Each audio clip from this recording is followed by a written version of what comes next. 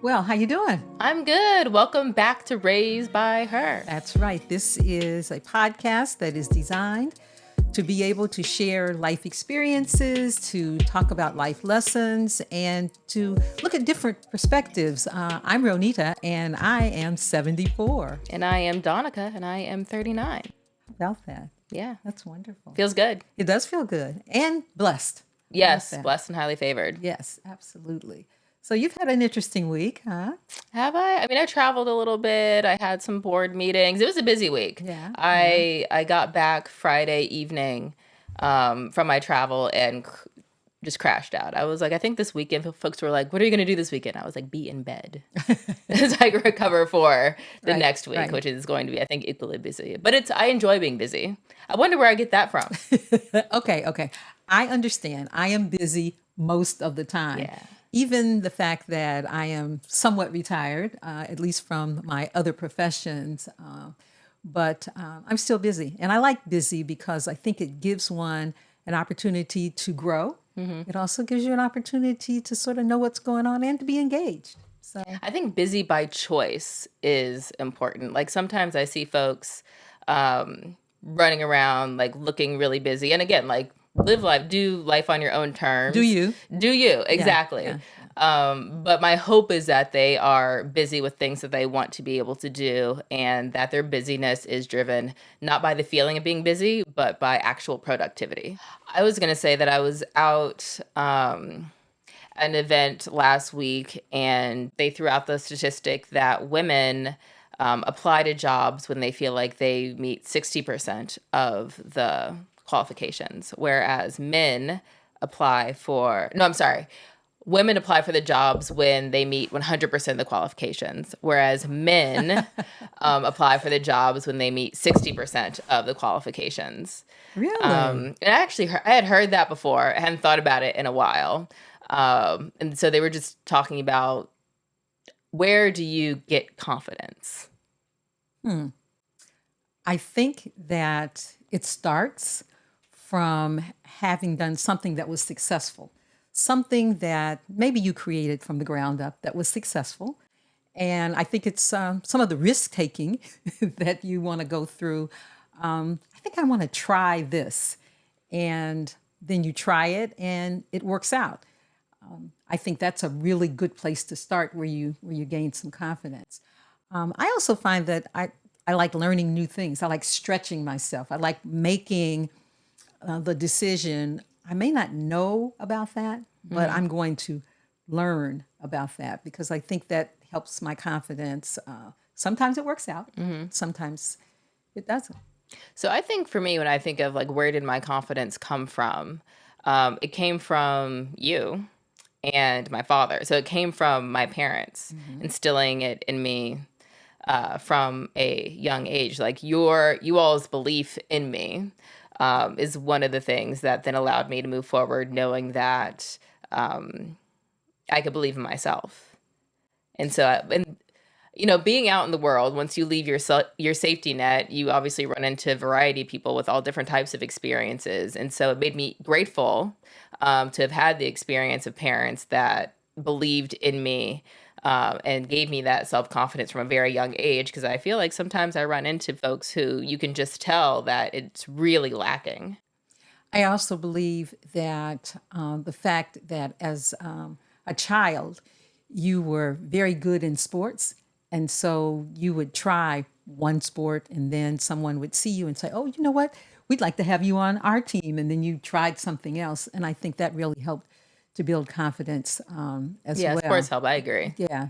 So let me see all the different sports that you were involved in. We had tennis, we had basketball, we had softball. You even ran track. I did. At some particular I loved sports. point. And I think there's all this research too that talks about the importance of sports. If that's the direction your child chooses to go, it could have been musical instruments. It could have been, any number of, it could have been foreign language. I feel like it could have been any number of things, which is also amazing in that you were like, oh, she likes this, so we will just foster this. And then it absolutely gave me a whole host of cool experiences throughout my life. And I had a rule that if you started it, you had to finish that season when you were doing sports. But I remember a time, I can't remember if it was you or my father who, um, I was talking to you all as an adult, one of you as an adult, and you said, yes, that was absolutely a rule that I had to finish it, but they do regret forcing me to finish one time. Do you know what that time was? Yes, So I was I do. talking to you? Yeah, It must have been you then. you were Okay. talking to me because your father and I didn't agree Oh, at that okay. particular Okay. time. This was you were on a basketball team, Mm-hmm. and the coach had seen you play basketball and had recruited you. Mm-hmm.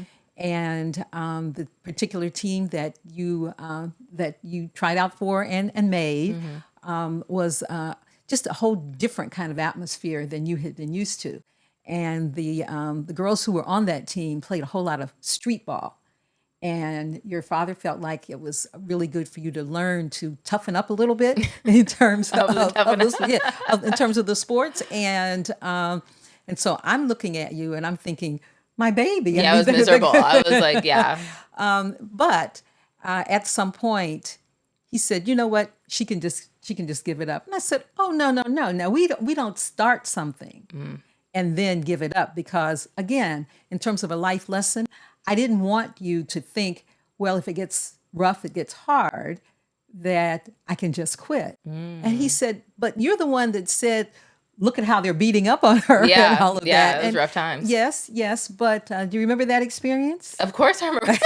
I remember the trauma. Yeah. No, it was okay. I think I could have gone either way, probably, and been fine, since I Right, had right. lived through that lesson in other ways throughout my youth. But yeah, I do remember it, and it was okay. But that's interesting. So how? Okay. So how did you all navigate that disagreement then? Speaking of like being raised by her, how do you navigate those differences in parenting when you When her disagree? and him may Yeah, not exactly, may not exactly. may not agree. I think it was two things. We talked about it, and what I indicated was I think it's important for her to finish the season. She doesn't have to be there forever and ever and ever, but she has to finish the season because she started it. And I said, we go to the games anyway. So if we really feel that it's detrimental to her well being, perhaps we could talk to the coach or one of the assistant coaches or whatever. But a good life lesson. Your father, being an engineer, everything was sort of, well, black and white. I mean, Yeah, it is or it isn't. right. The creative side of me says, no, we can, kind of navigate There it a is little some bit gray and different. all that Yeah, black and white. yes, yeah. So most of the time we would come to an agreement with what you should or should not do or stay involved in. There was another time when you began tennis lessons. Okay. You wanted to take tennis lessons, and because a friend of yours was taking tennis lessons, and you had gone to watch a tennis match. And so I guess from watching that tennis match, then you became interested in tennis. But tennis, we had to then pay for the tennis lessons, It's an expensive sport. and it was expensive. And so you were all excited about it. And I said, well, right now you are playing, I think it was soccer. I think there was an overlap Okay. Oh, in the in the seasons. seasons. And I said, so we'll finish out the soccer season, and then you will go ahead and you'll pick up tennis. What you didn't realize is how much running was involved in tennis at that particular time. And then you had basketball coming up. And so at some point you said, this is too much. I can't keep up with what I'm having to do with in tennis, and I want to end up dropping it. I'll pick it up some other time, but I want to drop it. And you know what I said? I know you said no, and I was Absolutely. devastated Yes, right. because then I had to give up soccer. Yep. You still were like, yes, and that was the right decision. But I remember it as you wanted me to play a single sport versus just playing all team sports. You That's right. thought it would help develop some other skills. Yes, because we find ourselves in life many times with people around us, but then there are times when we don't have a lot of people around us. And I think it's important to be able to know the skill sets. And as an only child, I think it's important for you to be able to know that you can play tennis and you can meet folks and you can be able to do it and do it well. Yeah. Well, I mean, it worked out because I went on to play in college and these things. And tennis is one of those things that continues to come up in my life now. Like people, um, they invite me out to play tennis, or, there's tennis clubs and the country clubs and everything. And then now I guess the thing is like pickleball, which is a version of, well, tennis. actually, I don't know if I'm going to get, we're like, they're two totally separate things. But anyway, yeah, it's worked out. And pickleball is very, very popular now. So I so I popular. haven't played it, but Would you? I don't know. I wasn't very good at tennis. I had beginning tennis 4 different times, and my tennis coach said, that eye-hand coordination I see. is not one of your strengths. Now, he was really glad that I didn't give it up, but after the 4th beginning tennis lesson, he suggested I may want to try something else at that point. Well, I love that you even tried it that many times growing up, because No, when I was growing, excuse me, I wasn't growing up. That I was an adult. oh, that's hilarious. No, like this is all from an adult no, perspective. no, Oh, okay. no. Because I was going to say, I feel like sports were somewhat already normalized by the time I was growing up. Yes. But I don't know that that was necessarily the case when you were growing up. No. We had volleyball. Okay. And we had drill team. Okay. And so I chose drill team, and fortunately, drill team chose me as well. Okay. And so that's what I stuck with well, I actually started when I was really a little girl, marching with an American Legion group that was like a neighborhood drill team. And then when I got to middle school, I was able to make the team, and then I was on the drill team throughout high school. So it was kind of cool. Okay. So No, I it sounds enjoyed cool. that. Yeah. Got to go to all the games. Yeah. And so I learned football.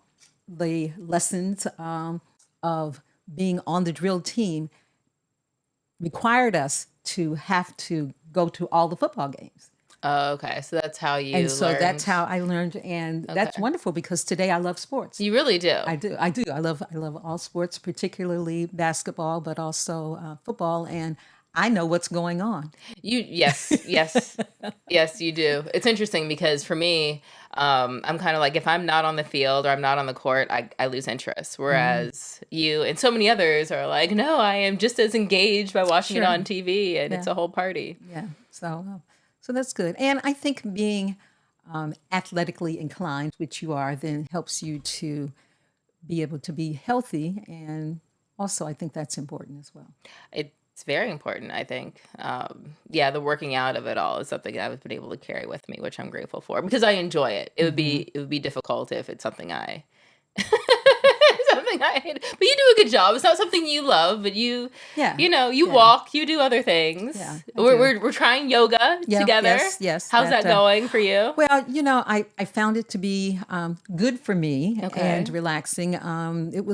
It's been challenging to do the yoga poses Okay. every now and then. Yeah. But I know it's good for me. And it also, I think, fits into the whole aspect of breathing and being able to feel your body, which is, I know that it's very important. And so understanding breathing techniques, being able to feel your body, and then just trying the yoga poses and trying the yoga poses again. And there's a lot of different poses that they have. Lots of different poses, lots of different types of That's yoga. true. Yeah, you told me you tried hot yoga. I also enjoy hot yoga. Yeah. Yes. So what's hot yoga? How hot is it in hot yoga? It's over 100 degrees. And so you walk in there and you're sweating before you even start. The one that I'm currently doing is called Hot 26. And so that means that there's 26 poses that we go through 2 times. And when I look at my Fitbit, they're like, you have 150 activity points after. And it's not like I'm running around in circles. This is all happening on a mat, but it's because of the intensity.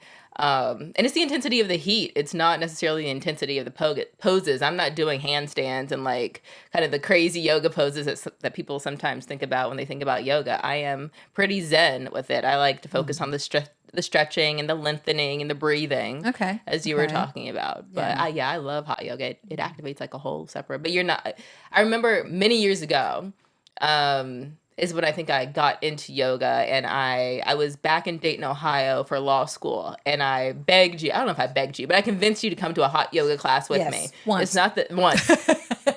It's not the studio I go to now, but it was a different studio, and yeah, you were not a fan. No, I don't want to be hot in yoga.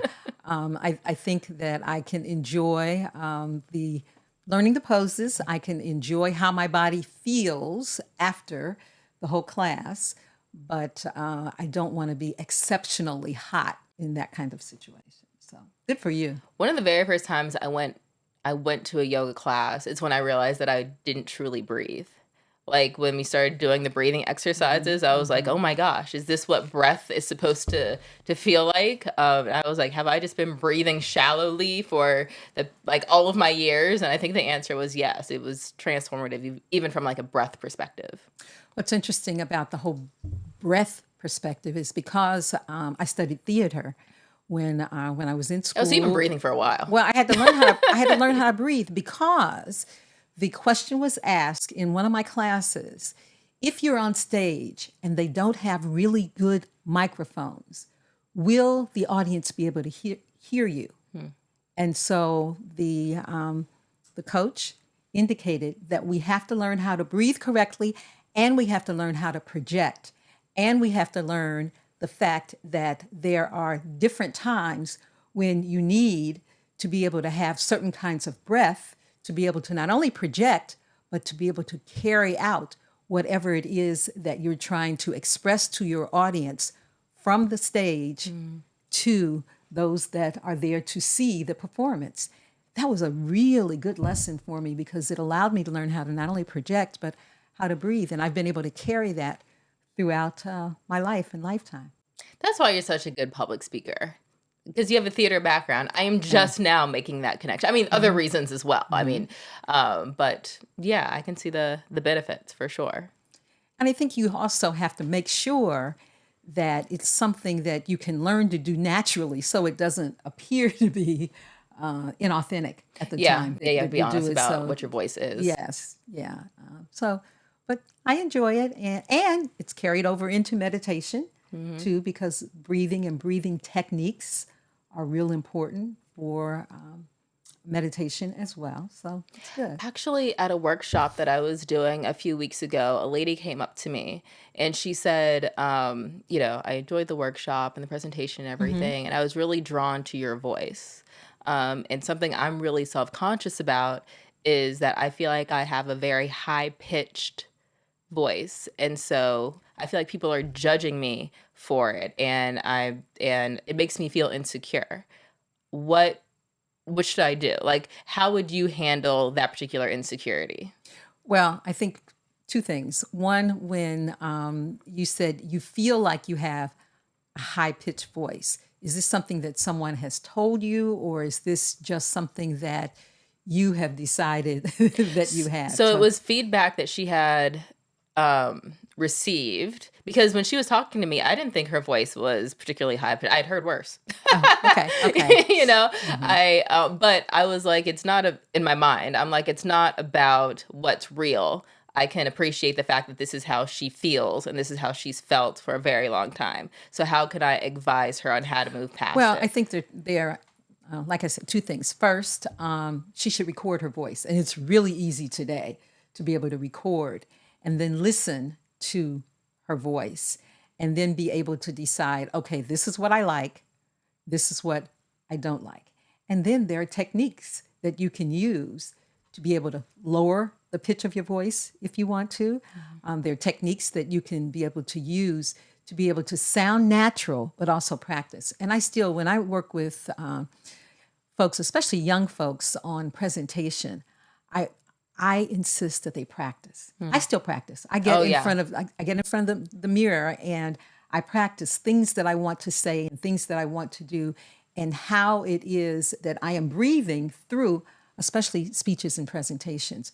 So I would also encourage her to practice, and practice some more. I also think that having an audience with a few people that you can trust is also helpful. So I would find a couple of people that she can trust and say, okay, I'm really trying to work on my presentation. I think my voice is too high. What do you think? And then get some feedback from folks that you can trust. Always folks that you can trust. You want to know what I told her? What did you tell her? I said, own your voice. I'm not experiencing your voice as being high pitched, but that's okay because I know that's how you feel. But that's amazing.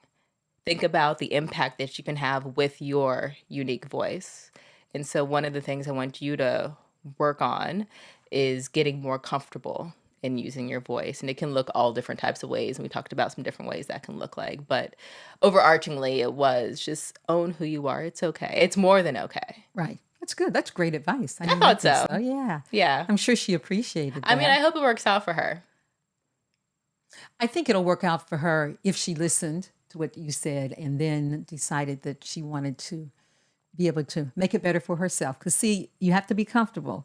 You can't be in front of people doing presentations. You can't decide that I'm going to do this because Donica said. You have to decide that not only are you going to own it, but then you present it in a way that you're confident. I was also telling her that, no, I didn't say this to her, but in my mind, who else was it talking to? It doesn't matter. That give yourself some grace. Like, public speaking is not an easy thing to do. I think statistically, isn't it like people would rather die or something than to get on stage and be in front of a bunch of people? Maybe that's not the right statistic. I don't know. You can correct me on that. But I don't think that's not it. Death. It's not death. No, it's it's something else. But it can be scary, and so it's okay to be afraid. Do it anyway, but like it's okay to feel that emotion as well. Well, it's like we were talking about earlier, doing things that you've never done before, and then how do you go about doing it? And you ask about confidence, and I think public speaking is one of those things that it's hard for a lot of people to feel comfortable. Presentation is important. Actually, people are going to judge you if you're in front of them and you're presenting something, whether you're in sales or, in my case, whether one's in broadcasting, or in your case, whether you're in public relations, you are being judged. Also, if you think about it today, there are opportunities to be able to not only own your voice, but there's a lot more flexibility that exists today than ever before. Oh, in terms of what's okay and what's not okay. That's true. That's true. Generally, I think the world is more accepting. Yes, I think the world is more accepting today than it was 50 years ago. But you would know because you've lived. I'm just now living this moment in time. I was going to use the word inclusive, but maybe accepting. I mean, those two words have two different connotations. I think it's better today than it was before. Maybe that's what I'll just say, it is speaking. Better today. What's very interesting is that what is permissible today is also very different because back in the day, in the 70s, when I started in broadcasting, you weren't permitted to have accents that were very deep or very noticeable. You weren't permitted to have that either high-pitched voice. You had to modulate in a certain kind of way. But also, you were evaluated on an ongoing basis. So they had test audiences that would sort of rate you in terms of how you were coming across and were you authentic? Would you have someone listening to you that can be comfortable with your voice? And we had all of these different kinds of things that we had to go through back in the almost olden days. So, but it's a lot different today. Yeah. I mean, even from a media perspective, I think we were just having the conversation with a family member about how traditional media is being forced to shift in some ways because of the access to social media and other media platforms that folks are kind of forcing their voice in.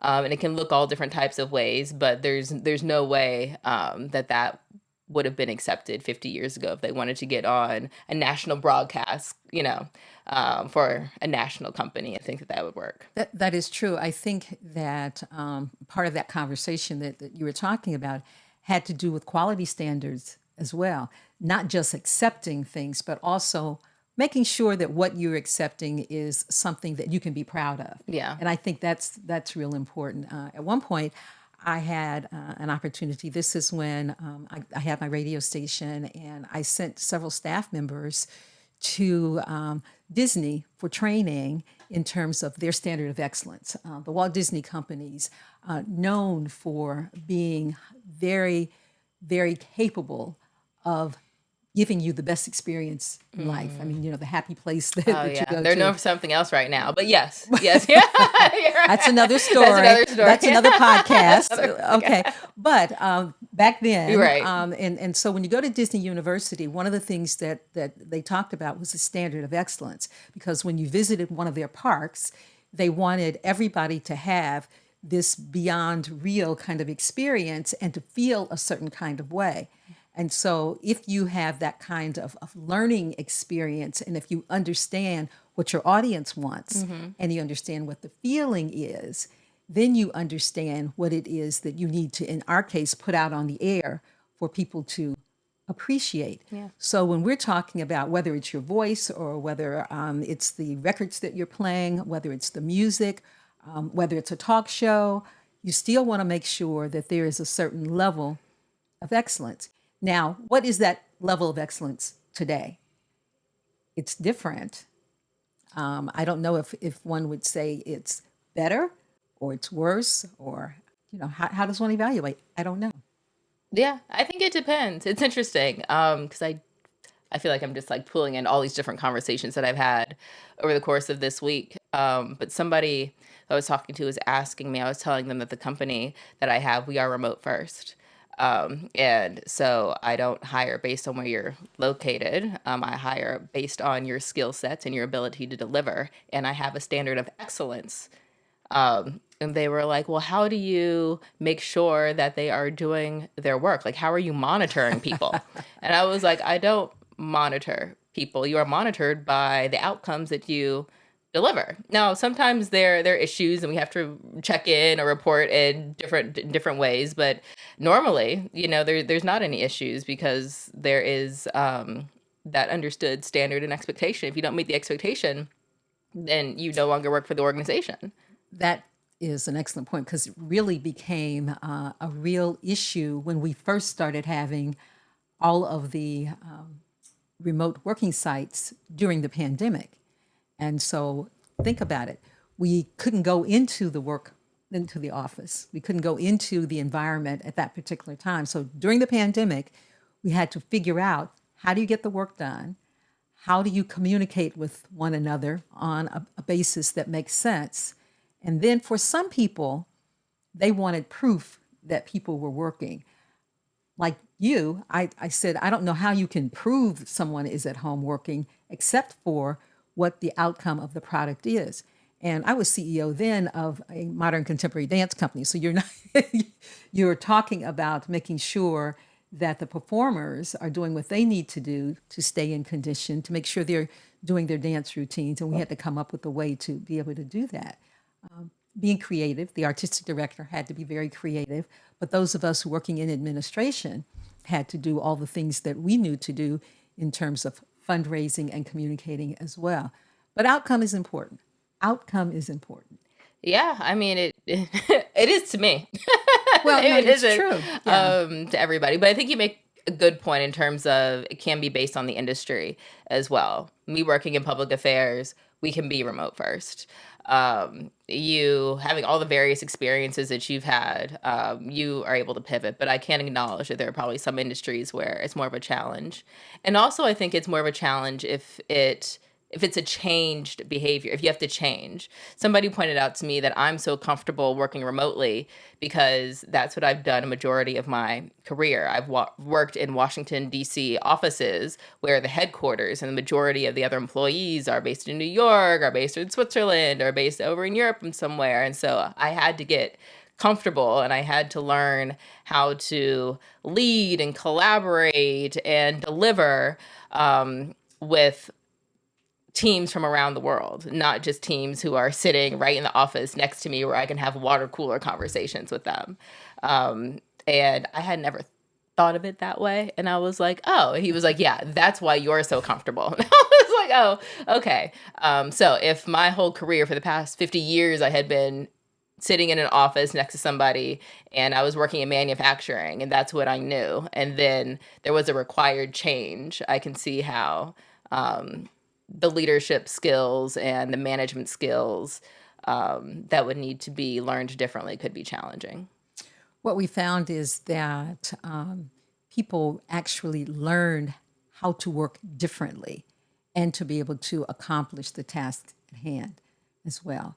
And I think it's transitioned into 2025 in a way that some people are still comfortable with it, but some people aren't.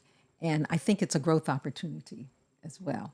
Everything's a growth opportunity. Well, that's true. It is. It is. Everything is a growth opportunity. Yeah. So I think it's important. That's how I see it anyway. Yeah. I think if your grandmother, Rosa, who is always a part of our Raised by Her experience, I think if she was here today, she probably would say, being able to work remotely is good, Donica. Being able to accomplish things in the way that needs to be accomplished is good. But in the real estate profession, in order to be successful, you really have to have a one-on-one contact with your client and with your client base. You might be able to view the home remotely because you can can see it on video. You might be able to form the initial relationship with the client. But at some point, to get to that trust factor, I think you really have to be able to connect on a certain level. I think that she would she would certainly say, okay, Donica. This whole working remotely thing that you insist on doing. But we bought our home sight unseen. Yes, but how were you able to go about that Well, experience? yes, you were our proxy. However, that's not an unusual story. Not today. Not exactly. So if we are thinking about 2025 and moving forward, to your point, I think evolution, innovation, and change is all necessary. I think the real estate industry, now I am not well versed, but the real estate industry looks very different today than it did 50 years ago. And Yes. my grandmother, who I love and respect so much, she, sometimes though was a little resistant to change. She was. Yeah. Like she was not here for the technology of it all. That's true. In her 94 years. Yeah. I think that there were two factors that were very key in you all purchasing your home. First, the fact that I was your proxy. But That also, trust was there. and So the exactly- trust piece, fair. That's what I was going to say. Yeah. The trust piece was there, and the real estate agent that was helping us at that particular time was someone that I was comfortable with, and you all grew to be comfortable with. But remember, you also interviewed several other real estate people too. We've got to interview people, so we can't just go around talking to folks and hiring them. No, I mean, I guess some people operate that way, but that's not how we maintain our standard of excellence here. But It's true. It is true. Yeah. My mode of operandi, not necessarily everybody's. Yeah, no, I understand that. I think that it gives us a chance to be able to trust more, and it gives us a chance to be able to learn and grow more, but it also gives us an opportunity to try something new and different. Because as I said to you, there is no way that I could be comfortable buying a home sight unseen. But if I had a proxy like me, then yes, I could do that. But at some point before you sign the papers, maybe you would want to go in and see, because an investment like that is such an expensive investment. It's important to be able to feel that you're making the right decision for the right reason at this particular time. Yeah. Point well taken. I think so. That's good. Well, we've had an interesting conversation. Always. So I've enjoyed talking to you. And Rosa and her real estate advice was a part of this conversation. So I wanted to just sort of end by asking you, why is this podcast important to you, dear? I enjoy the ability to have these conversations more publicly because we have them all the time privately. And my hope is that through these conversations, other people are able to learn and contribute and be a part of our broader community, because our community is just so wonderful. I agree. And we've been getting some really nice comments and responses. So we want to thank folks Oh, for the that's true. comments. So Yeah. you were telling me before we started today about some of the comments that had been coming in. Would you like to share? Well, we got some really interesting responses on TikTok around our conversation around Paris that we talked about last week. Some people really don't like the city. They're not a fan. They feel like it's dirty and it's expensive. And like in my mind, I'm like, but that can be said for so many wonderful cities around the world. I think you just gotta curate your experience in a certain type of way. But then again, that's very me because I plan everything to try to have the experience that I want. What do you think? What's your response to the folks who are like, no, Paris isn't amazing. It's Well, dirty and expensive. I haven't been there recently. Okay. So You're like, maybe it's getting more expensive and dirtier. exactly. That's what I would think. My peer, I've been there twice, and both times I had an opportunity, I think, to travel to some new and different places around the city. Of course, I was looking at theater and entertainment. I was also looking at not only all the beautiful sights to see, but I went to a lot of museums. So my experience was different from some of those other folks. And as we said before, the food was amazing. Yeah. Yeah. So. And then we had some other folks chime in talking about some other amazing cities in France as well. And I was like, so right. So right. Yeah. Paris was just our example, but France has some other things to offer beautiful. for sure. I remember there and having that experience. So yeah. good. No, so I appreciate, but we also got good engagement and comments around our conversation around me being a vegetarian in yes. on one of my trips to Ghana and how I limited my palate. And it was cool because some of the folks were like, you just didn't know where to go. And so is a really good vegan and or vegetarian option. So check her out and she can give you good options of where to eat when you go back. And I was like, I appreciate that. There was also this complaint that as your mother, I should have been insisting that you try some new dishes and food. So I'll remember that next time. Okay. You'll start insisting. Yeah, that's fair. I will definitely receive. So that's good. Yeah. So, great. Well, until next time. Until next time. See you later. See you. Bye-bye. Bye-bye.